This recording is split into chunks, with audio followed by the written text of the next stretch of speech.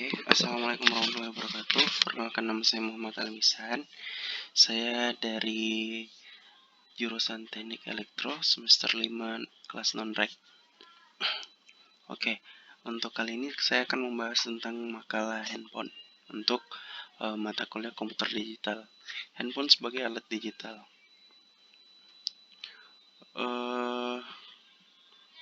Pertama-tama kita akan bahas rumusan masalahnya. Bagaimana sejarah munculnya handphone, bagaimana perkembangan handphone hingga sekarang, bagaimana sejarah perkembangan handphone di Indonesia, dan bagaimana kekurangan handphone sebenarnya. Oke, sejarah kemunculan handphone adalah pertama sudah ada di zaman penjajahan, yaitu kira-kira pada tahun 1947 di negeri Paman Sam alias Amerika dan Eropa sana. Pada tahun 1910 adalah cikal bakal telepon seluler yang ditemukan oleh Lars Magnus Ericsson yang merupakan pendiri perusahaan Ericsson yang kini telah dikenal dengan Sony Ericsson.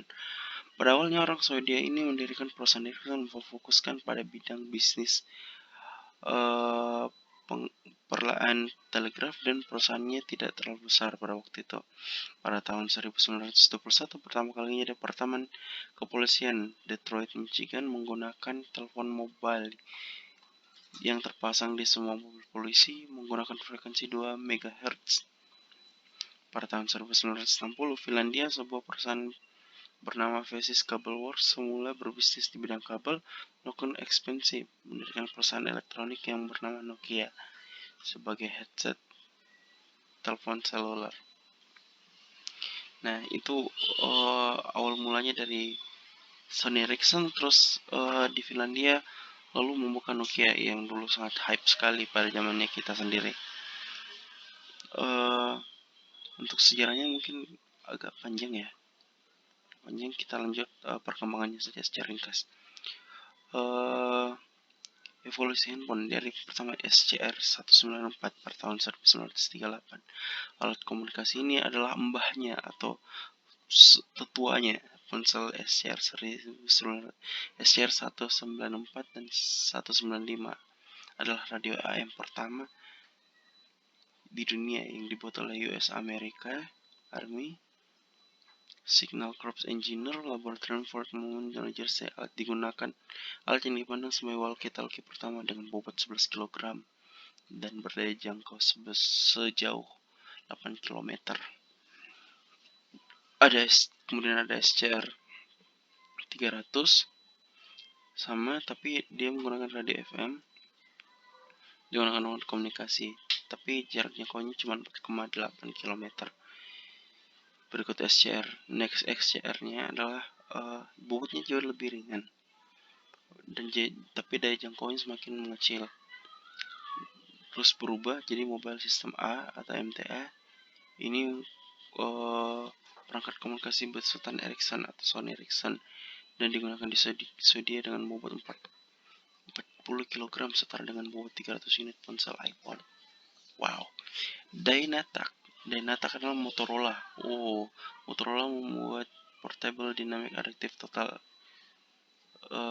Coverage atau Dynatac sebagai ponsel pribadi praktis pertama.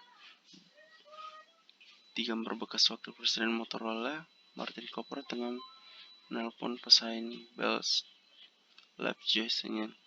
Terus update lagi Dynatacnya 10 tahun kemudian dan bobot sekitar 0,9 kg, bekerja dengan teknologi AMPS, layanan seluler analog generasi pertama di Amerika Utara. Microtac merupakan hasil desain ponsel flip pertama di dunia, mengurangkan ponsel dan ukurannya semakin kecil. StarTAC merupakan lini tak Motorola, kemudian meluncurkan ponsel clamshell pertama bernama StarTAC yang bisa dilihat cangkang kerang. Menurut Motorola, ponsel yang terbesar secara komunikasi yang muncul di film serial Star Trek. Terus pada tahun 1997 muncullah Nokia 900 sebagai komunikator. Ponsel membawa pengguna memasuki era ponsel pintar atau smartphone. Desain clamshellnya, ponsel ini pertama menjadikan layar LCD dengan papan kunci QWERTY yang utuh. Lanjut di tahun 99 ada Benephone. Eh, Dia ponsel pertama terintegrasi dengan perangkat GPS. Ponsel ini tahan dengan chip ratan air, menggunakan grayscale, serta menyediakan peta untuk melacak posisi pengguna GPS kan. Terus di Jepang tahun yang sama mengeluarkan ponsel VP201 dengan kamera dengan memiliki kamera yang terintegrasi. Terus tahun 2002 muncullah BlackBerry pertama. BlackBerry pertama terintegrasi.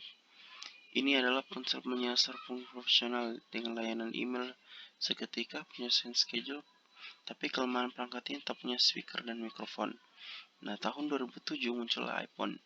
Apple iPhone, sebuah ponsel pintar revolusi layar sentuh sekaligus mengadopsi teknologi 3G.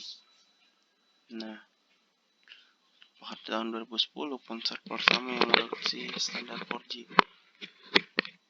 di WiMAX dengan sistem Android 2.1 merupakan ponsel berlayar sentuh paling besar, kamera 8 megapiksel, perekam video definition tinggi, keluaran HDMI, fitur mobile hotspot, dan antarmuka HTC Sense. Sejarah di Indonesia. HP sendiri di Indonesia adalah pada tahun 1985 sampai 1922 itu ponsel mulai beredar di Indonesia, tapi tidak bisa dimasukkan ke dalam saku celana karena bentuknya besar, panjang, dan berat. Rata-rata bobotnya sekitar 430 gram. Harga ponselnya juga tidak murah, berkisar sampai 10 juta per unit di tahun ini. Di tahun ini pula dikenal dua teknologi seluler, yaitu NMT 470 dan NMT modifikasi dari NMT 450. Di akhir tahun 1993, PT Telkom memulai proyeksi percontohan seluler digital global system atau GSM. Dimulai di dua pulau, yakni Batam dan Bintan. Di tahun 1994, PT Satelit Palapa Indonesia beroperasi sebagai operator GSM pertama di Indonesia dengan mengawali sistem operasi Jakarta karena GSM menggunakan kartu SIM. Hal itu aman dan pengadaan untuk prima jangkauan dan jangkauannya luas. Tahun 1995, proyek Telkom Batam berlangsung sukses dan Provinsi Sumatera lalu menjadikan Telkomsel sebagai operator GSM nasional bernama Satelindo. Kemudian 96 Telkomsel pada produk kartu Halonya sukses di Medan, Surabaya, Bandung, dan pasar kemudian masuk ke Jakarta. Di penghujung 96 pula PT Excelkom Indo Pratama atau Excelkom berbasis GSM beroperasi di Jakarta sebagai operator GSM ketiga di Indonesia. Setelah itu, Excelkom meluncurkan kartu prabayar Pro XL, memberikan alternatif pada konsumen untuk memilih dan layanan roaming Satelindo. Telkomsel dan Excelkom meluncurkan kartu prabayar Mentari dengan tarif dihitung per detik dan waktu singkat menjaring lebih dari 100.000 pelanggan. Pada generasi kedua, lahirlah ponsel 2G. Pertengahan 1990 beroperasi pada jaringan GSM frekuensi 900 MHz dan frekuensi 1800 MHz. Pada generasi ini, sinyal analog telah diubah menjadi sinyal digital. Penggunaan sinyal digital melengkapi ponsel dengan pesan suara panggilan tunggu dan SMS. Pada generasi ketiga disebut dengan 3G. Fiturnya memungkinkan operator untuk memberikan ponsel pengguna jangkauan yang lebih luas termasuk internet, video call berteknologi tinggi. Dalam 3G terdapat 3 standar dunia telekomunikasi, yaitu Advanced Data Transfer GSM Development Evolution atau EDG, Wideband CDMA, dan CDMA 2000. Kelemahan dari 3G ini adalah biaya relatif tinggi dan kurangnya cangkupan jaringan karena masih barunya teknologinya. 3G adalah singkatan dari istilah bahasa Inggris Third Generation Technology. Istilah ini umumnya mengacu pada perkembangan teknologi telepon nirkabel atau wireless.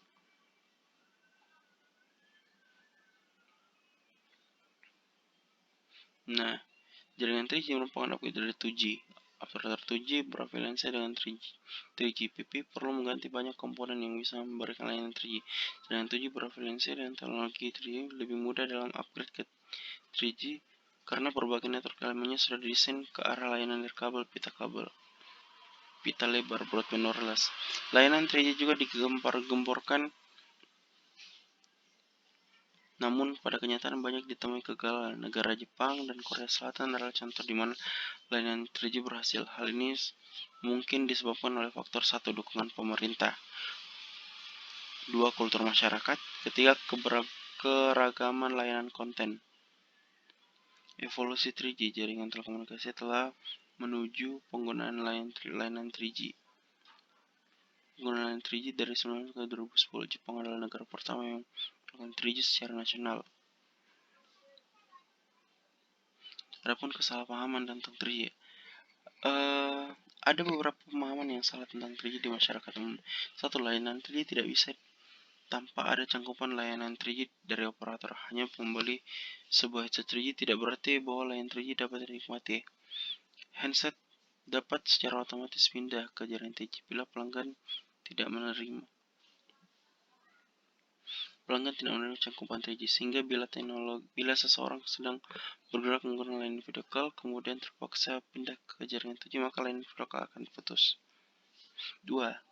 Layanan 3G berfrekuensi di 1900 Hz, yaitu itu memang mendefinisikan layanan 3G dan untuk jaringan dengan lebar pita sebesar 60 Hz. Namun pada umumnya teknologi berbasis CDMA 2000 menggunakan spektrum di frekuensi 800 MHz atau bisa dikenal sebagai spektrum PCS, Personal Communication System. Nah, terakhir generasi keempat. Ponsel generasi ini disebut dengan 4G. Merupakan sistem ponsel yang menawarkan babak baru solusi infrastruktur integrasikan wireless yang telah masuk wireless broadband, CDMA, serial wireless LAN, Bluetooth, dan lain-lain. Sistem 4G berdasarkan keragaman jaringan IP memungkinkan pengguna untuk menggunakan beragam sistem kapan saja dan di mana saja. 4G digunakan menggunakan kecepatan tinggi, volume tinggi, kualitas baik, jangkauan global, dan fleksibilitas untuk menjelajahi berbagai teknologi berbeda. Terakhir, 4G memberikan pelayanan pengiriman data cepat dengan aplikasi berbagai aplikasi multimedia seperti video conference, game online, dan lain-lainnya. Dampak negatif perkembangan teknologi handphone. Dan dampak negatifnya diantaranya 1. Mengurangi sifat sosial manusia karena cenderung lebih suka berhubungan lewat internet daripada face to face.